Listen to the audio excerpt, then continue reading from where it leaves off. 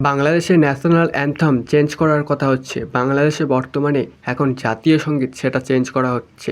তো বর্তমানে তোমাদেরকে জানিয়ে দিই, বাংলাদেশ তাছাড়া ভারতের যে জাতীয় সঙ্গীত রয়েছে, বাংলাদেশের রয়েছে আমার সোনার বাংলা আর ভারতের রয়েছে জনগণমন। তো এই দুটোই কিন্তু লিখেছে একজনই লেখক, আর সেটা হলো রবীন্দ্রনাথ ঠাকুর। আমরা সকলে কিন্তু রবীন্দ্রনাথ ঠাকুরকে অনেক কিন্তু অন্তর থেকে ভালোবাসি এবং রবীন্দ্রনাথ ঠাকুরকে শ্রদ্ধা জানাই, সব সময়ের জন্য কিন্তু অনেক শ্রদ্ধা জানাই। তো তারপরেও কিন্তু এখানে বাংলাদেশিরা তারা মনে করছে যে এখানে তারা তাদের যে জাতীয় সঙ্গীত আছে সেটা চেঞ্জ করবে, শুধুমাত্র তাদের যে লেখক রয়েছে সেটা রবীন্দ্রনাথ ঠাকুর বলে, কিংবা সেটা কিন্তু বাঙালির গান বলে এটা কিন্তু তারা উদ্ধৃত করছে, কিংবা তারা কোনো একটা কারণ খুঁজে পেয়েছে যেই কারণ হিসাবে তারা দেখাচ্ছে যে তাদের জাতীয় সঙ্গীতটা চেঞ্জ করার দরকার। কিন্তু বর্তমানে তোমাদেরকে জানিয়ে দিই, যারা যারা বাংলাদেশি আছো, তো আগে তোমরা গানটা ভালো করে একটু চেক করো। তো এই গানের মধ্যে কিন্তু অনেক কিন্তু ভক্তি রয়েছে, অনেক শ্রদ্ধা রয়েছে। তোমরা যারা যারা গানটা চেঞ্জ করবে বলছো, তোমরা যারা যারা তোমাদের যে জাতীয় সঙ্গীত সেটা চেঞ্জ করবে বলছো, তোমরা কিন্তু অনেক বড় ভুল করছো।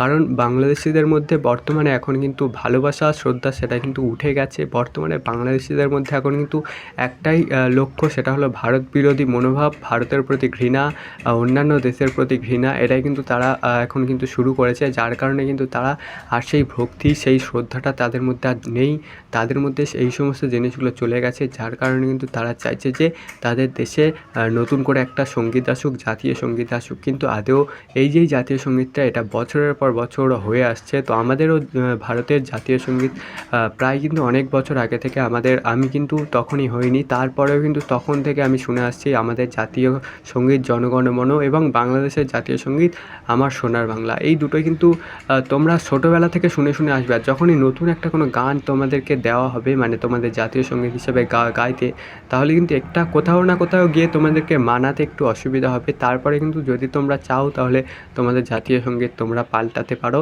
পাল্টানোর কোনো যুক্তি এখানে ওঠে না যদিও বা, কিন্তু তারপরেও যদি তোমরা জোর করে কিংবা মনে করো যে তোমাদের পাল্টানো দরকার, তাহলে তোমরা অবশ্যই পাল্টাতে পারো।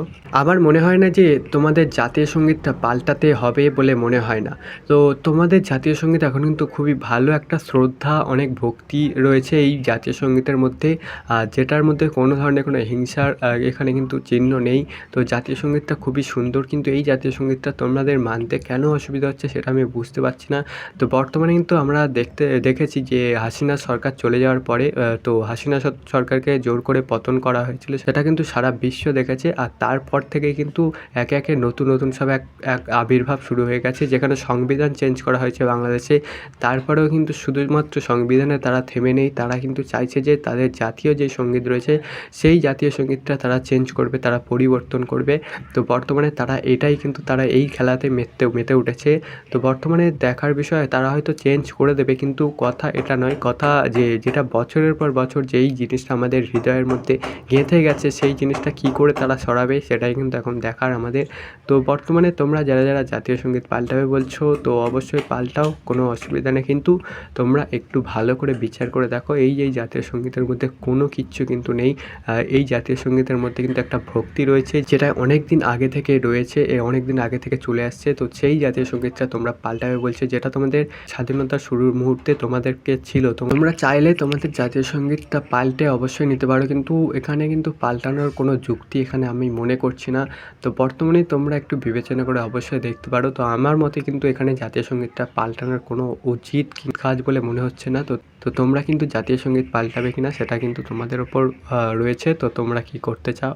তো ভবিষ্যতে কিন্তু তোমরা যেই সমস্ত কাজগুলো করবে, ভবিষ্যতে গিয়েও কিন্তু তোমাদের প্রবলেম হতে পারে। ভবিষ্যতে গিয়ে সেগুলো কিন্তু আগে থেকে তোমরা ভেবেচিন্তে কাজগুলো করবে। যেই কাজগুলো করবে আগে কিন্তু সামনের দিকে ভেবে তারপরে কিন্তু করতে পারো, কোনো অসুবিধা নেই। তো আমার মতে, আমার ব্যক্তিগতভাবে মনে হচ্ছে, আমি একজন ইন্ডিয়ান হয়ে তো তোমাদেরকে বলছি যে অবশ্যই কিন্তু এই যে জাতীয় সঙ্গীতটা পাল্টানোর কোনো যুক্তি এখানে নেই।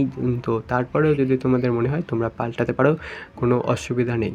তো তোমরা বাংলাদেশিরা যারা যারা মনে করছো যে এই জাতীয় সঙ্গীত পাল্টে, এই সংবিধান পাল্টে তোমরা অনেক কিছু করে ফেলবে, তাহলে কিন্তু তোমরা ভুল ভাবছো। কারণ সেই তোমরা রয়ে যাবে, আর তোমাদের শুধুমাত্র কিছু জিনিস পরিবর্তন হবে, কিন্তু বাদবাকি সমস্ত কিছু কিন্তু তোমরা কিচ্ছুই পরিবর্তন করতে পারবে না। এটা কিন্তু আমার যুক্তি। তো তোমরা কিন্তু কী মনে করো সেটা আমি জানি না।